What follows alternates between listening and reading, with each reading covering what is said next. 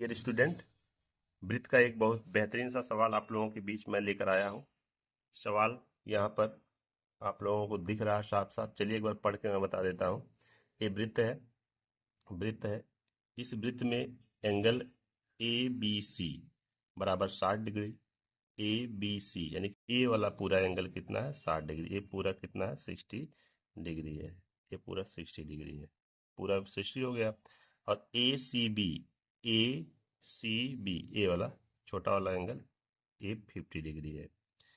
और इसमें पूछ क्या रहा है? एंगल बी डी सी की वैल्यू बताइए। एंगल बी डी सी ए वाली हमको वैल्यू बताना है।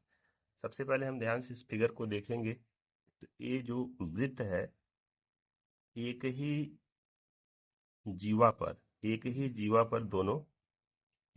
पर ये दोनों कोण बने हुए हैं और वृत्त के एक ही जीवा पर वृत्त के एक ही ओर जितने भी कोण बनते हैं सब बराबर होते हैं।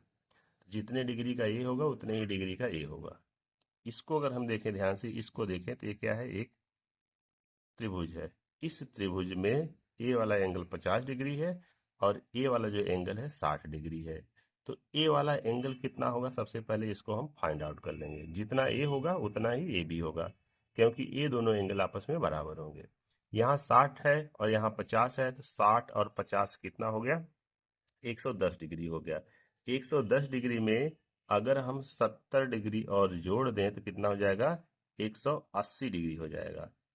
क्योंकि वृत्त के वृत्त वृत्त नहीं बल्कि त्रिभुज के तीनों कोणों का योग 180 डिग्री होता है। तो तीनों कोणों को मिलाकर 180 डिग्री होना चाहिए। तो तीनों कोणों को मिला देंगे तो 180 डिग्री हो जाएगा। अगर यहाँ 70 डिग्री है तो ये भी क्या हो जाएगा? 70 डिग्री। तो यहाँ क्या लिख देंगे? Angle angle B D C बराबर आ जाएगा 70 डिग्री।